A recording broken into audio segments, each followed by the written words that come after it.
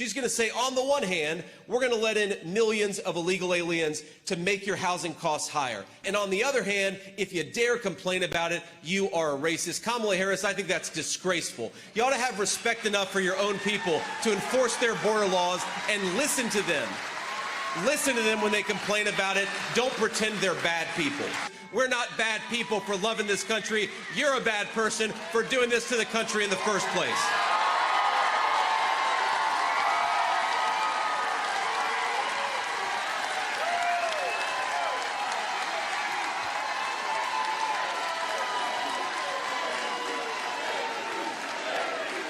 Today, J.D. Vance spent half of his rally in North Carolina trying to pretend that the racist lies he has been spreading about Springfield, Ohio, were actually part of a conversation he's been trying to have about affordable housing.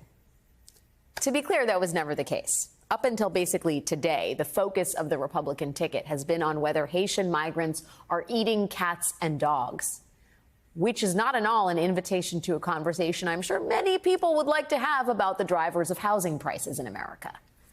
Although it is not clear that J.D. Vance really wants to talk about affordable housing as much as he would like to continue to propagate lies about black and brown people, just like his running mate.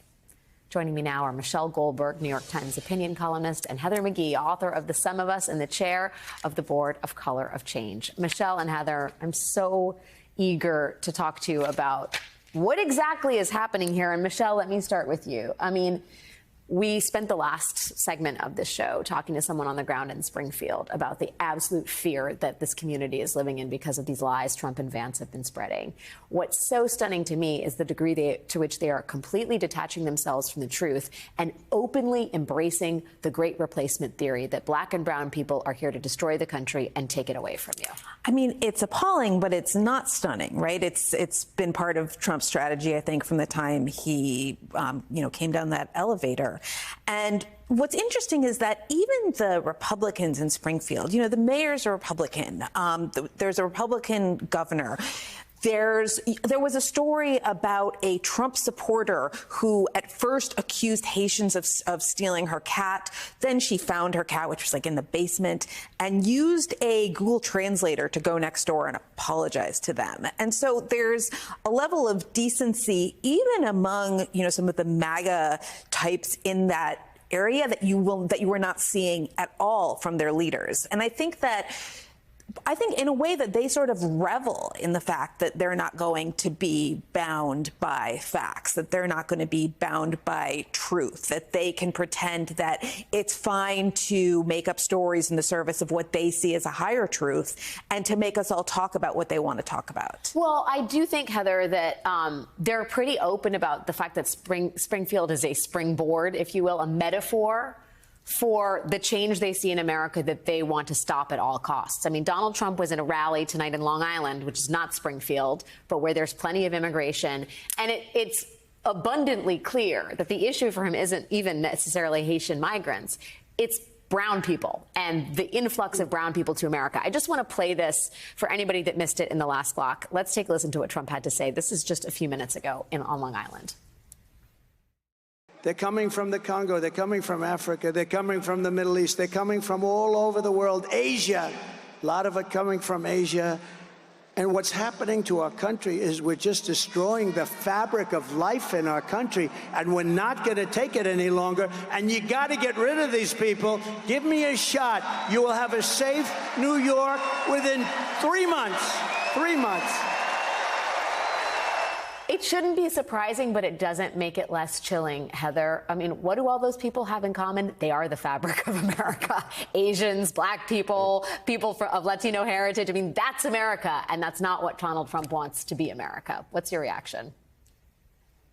In my book, The Sum of Us, I write about how this core question of who are we as Americans, what are we to one another, and who's responsible for the massive rise in inequality is the fulcrum of our politics, right?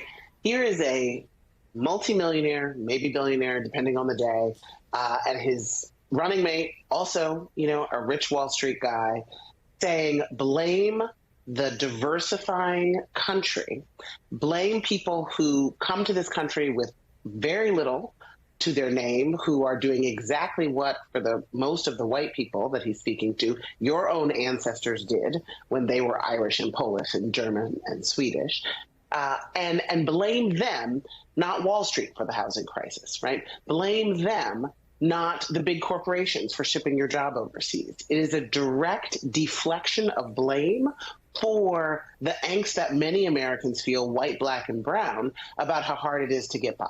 And so you have to look at what is the strategy. It's not just about hate and demonization and emotions and morality. It's about economics. It's about greed. And the big problem here is if they were to win and act out their racist agenda of mass deportation, of cutting off asylum, economists left, right, and center have calculated that it would cost the American economy far too much. In Springfield, Ohio, the reason why Republican legislators and policymakers and officials at the local and state level are lining up to defend the Haitian community is because they had created a little bit of an economic rebound in a place where there were boarded up shops on the main streets, and where, like so many places in the post-industrial country, there was population loss. And so the influx of the people who are coming to this country to help rebuild it is an economic boom. And it is what I call drained pool politics to say, fear an integrated America. Go ahead, drain the pool, be willing to have the economic consequences of not being willing to swim with people who you don't look like. And we know how that story ends. Yeah, and she's absolutely right, Michelle, about the economic consequences of literally cutting off your nose to spite your face, which is effectively what Trump is advocating. The polling on mass deportations, this is an Ipsos poll from this week. Do you support the mass deportation of undocumented immigrants? Again, which the Haitians are not a part of that. They are not part of that group. But nonetheless, 54% of the country supports it. 42% opposes it. I mean, people are being conned by this narrative that the immigrants are the root cause of any economic despair American workers may feel. Well, I also think that maybe Kamala Harris, and I think she started to do this, needs to do more to explain what mass deportation actually looks like, right? Like what it actually looks like to have either the National Guard or whatever kind of police force Trump envisions going into communities, rounding people up, setting up a network of massive camps across this country. I think that people, I think some percentage of those people are just saying, I don't think there should be illegal immigration. And not fully comprehending not what fully that means. Grasping the sort of police state crackdown that would be required to do what Donald Trump is trying to do. At the same time, there is obviously a very substantial political appetite for this. And I think that's why this, at first kind of people either laughed at the they're eating cats and dogs line, or they kind of gaped in horror at the demagoguery of it. But there's a reason why, even as they are revealed to have been just kind of blatantly lying, and even as they sort of wink and nod and revel in their own lies, as J.D. Vance did, they keep at it because they know that this strikes a chord with people, as Heather said, who are extremely anxious and angry about a changing country. Yeah. And so, it's kind of, it doesn't need to be true. It maybe feels true to a lot of these people. Well, and I guess that raises the question, Heather, whether you think there is enough pushback on the left about the narrative of immigrants poisoning the country. That's not to say that the Democrats have embraced that. But generally speaking, when you talk about the immigration crisis in the country, and even when you look at the policy, the Overton window has shifted far to the right. And even in the deal making on Capitol Hill, the Republican kind of ideology about the borders needing to be shut and that immigration is bad for the country has become ascendant. And I wonder, whether you think more vociferous pushback needs to emanate from at least the progressive left. I think that's such an excellent point. What most people don't understand when they hear undocumented immigration, they hear people broke the law, right? And they think it's like somebody stealing a car, right? They have no idea how hard it is to legally migrate into this country. They have no idea how oftentimes, if they're white, their ancestors faced zero of those barriers to legally coming into the country. Many white Americans in the 19th century were able to actually vote in states and cities, even if they weren't citizens, right? This is a very, very different, immigration regime that today's more diverse future Americans are facing.